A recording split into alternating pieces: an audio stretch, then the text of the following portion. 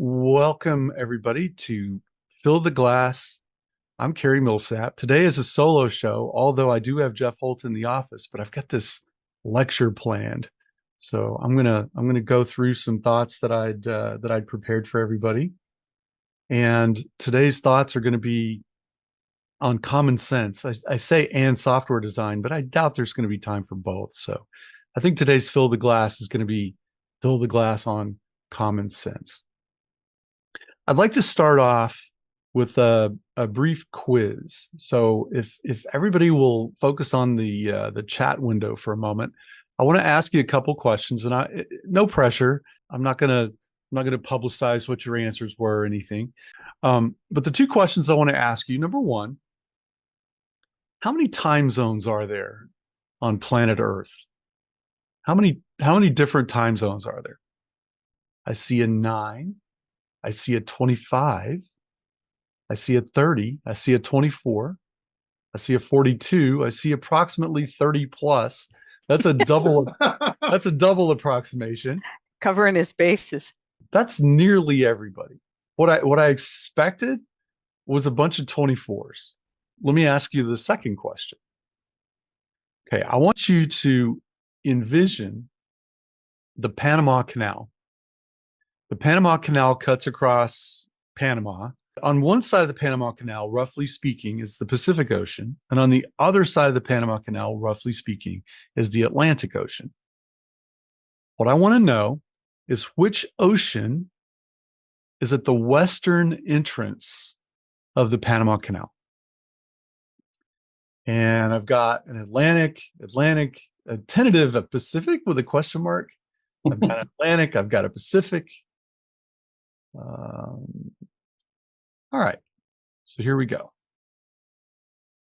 There are 37 time zones on planet Earth. I would have thought there were 24.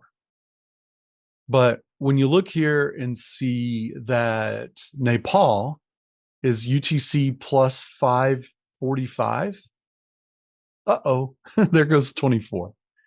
You know, it's nice to think of a 360-degree circle chopped up into 24 equal little parts, one hour per part. And common sense would tell you that there were 24, but common sense is just wrong. And there's lots of them like that. There's the Cocos Islands in Myanmar, which is UTC plus 6.5 hours. There's lots of half-hour time zones. Here's a 12:45, just the Chatham Islands off New Zealand. It's just, you throw humans in the mix, and everything goes wonky. But isn't that kind of weird? It's weird to me anyway that there aren't 24. In the faster book, which I'm currently going through the technical review incorporation with O'Reilly, somebody noticed the 30 plus time zones comment that I made and said, hey, you probably ought to say more about this. And I considered that when I wrote the book because I thought, yeah, probably, a footnote. Oh, you think there are 24, but there's not.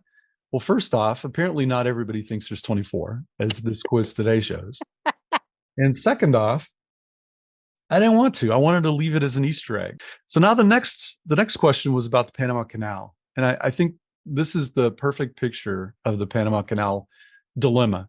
The Atlantic is clearly on the east of North and South and Central America. The Pacific's clearly on the west. And so if you have just a little bit of common sense about geography, you probably would think that the Pacific is on the western end of the Panama Canal.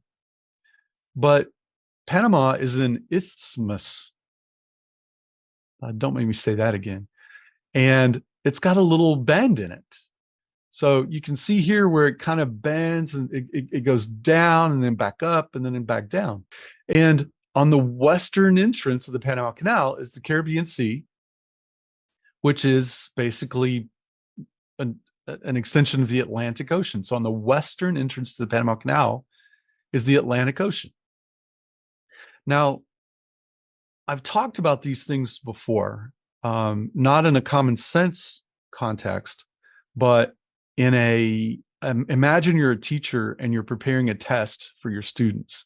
This would be a horrible test question unless you're specifically studying Panama, because the people that don't have a clue that the Pacific is on the west of the continents that we're looking at here, and the Atlantic is on the east, are going to give the same answer as the expert who knows the trick.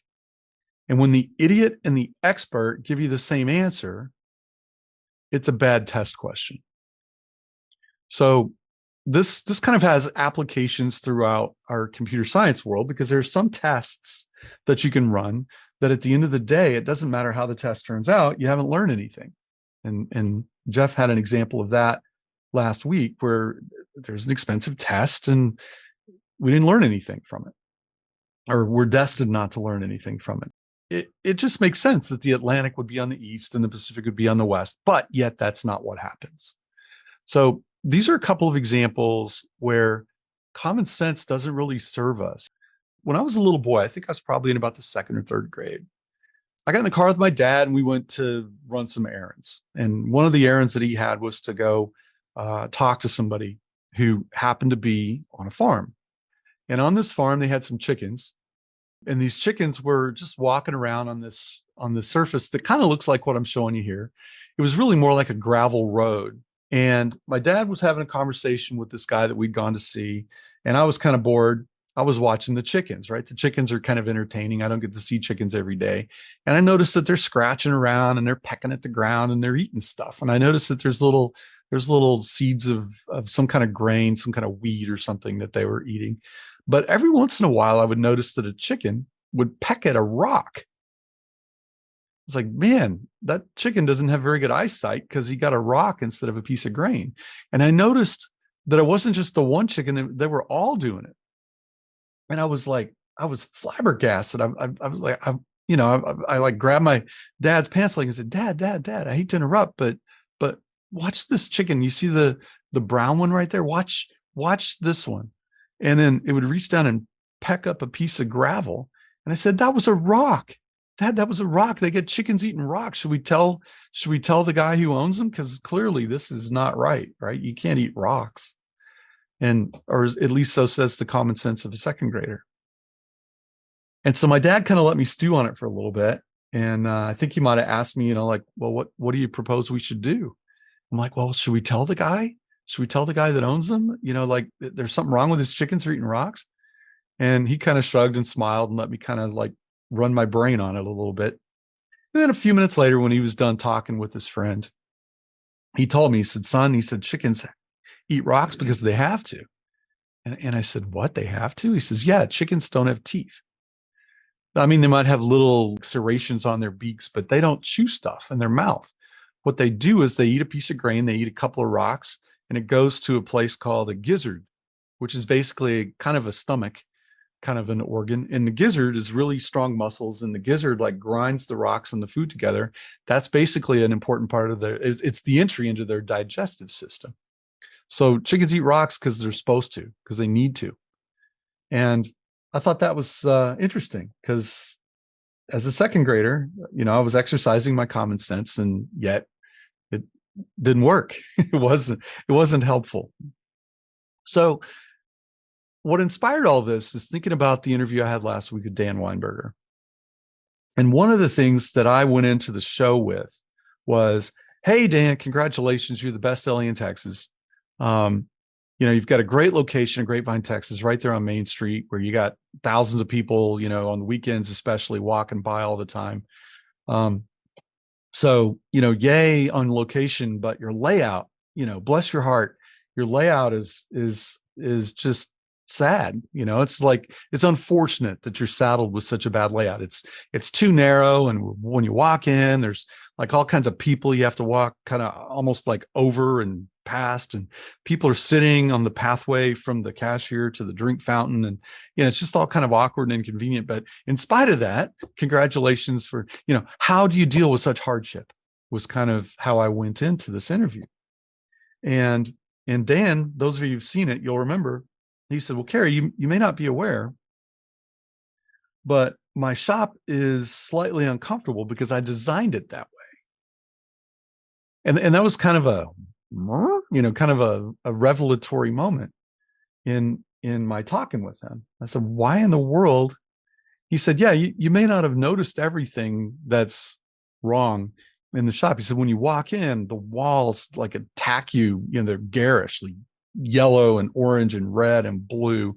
And you mentioned you got to like step between the tables and it's kind of awkward. And then the drinking fountain, you've got to like go upstream through the wait line to get to that. And it's the radio is always on and it's a little bit too loud. The TV's always on and it's always a little too loud. And it's like in conflict with the radio. He said, I did all these things on purpose. I was like, why? He's like, because my optimization target is revenue.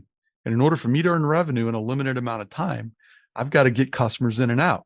I don't want them so comfortable they want to sit there for an hour. Same reason. And I don't remember if he mentioned this on the show, but I talked to him outside the show too.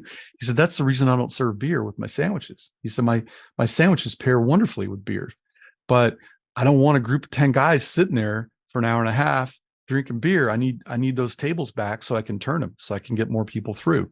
And he runs about $11,000 worth of business a day through a shop that's way too small for that. And that's because he is focused on optimizing revenue. And now that links in really nicely to 2 chapters in the Faster book, which I just think is fascinating that we can go outside of our computer science domain or MIS domain and find ways to apply these thoughts that we have. But chapter 35, I talk about the bottleneck being basically the thing that takes the most time in the experience that has been chosen as most important to the business to try to optimize. So in the Faster book, and basically in all the books that I've written or that Jeff and I've written together, there's this focus on making sure that you're choosing the right high priority thing to attend to first. And so the bottleneck in chapter 35 is defined as, okay, we assume you've picked the most important thing to be optimizing. Now, since Faster is a book about time, optimizing time, now how do we eliminate waste from the amount of time that experience takes? And then chapter 36, called Beware the System Bottleneck, is it's an admonishment. It's like a warning about if somebody talks about optimizing a system, well, you need to kind of back up a little bit and make sure we're really thinking about the right thing. And the story in chapter 36 is about the payroll program that somebody decided, well, it must be suffering from latch contention because when we run payroll, I noticed that the system has a lot of latch contention. Well, the system is not what we're trying to optimize here. It's payroll that we're trying to optimize here. And most people would assume, and this is the trap, most people would assume that those are the same thing. Just like if I were to walk into Dan Weinberger's restaurant and go, oh, I know how you can make this place better, make it more comfortable, make it so that the line doesn't interfere with people, make it so there's a little more space here in front of the drinking fountain, make it so that the walls aren't so garish, right? That's what Carrie, the naive optimizer, might go in for, because I would just have it in mind that, well, customer comfort must equate to better business, right? I mean, they're both good things. So obviously, if you have more of one, you're going to have more of the other. But actually, it's not true. And the trick, and I don't mean to call it a trick, it's the secret. It's the hinge point, is realizing you don't optimize a business. That's like too vague of a principle to even work with. What about the business do I want to optimize? Do I want 5 Michelin stars? Well, Dan's answer was, I want revenue. I want to maximize revenue. There are other things I could have maximized.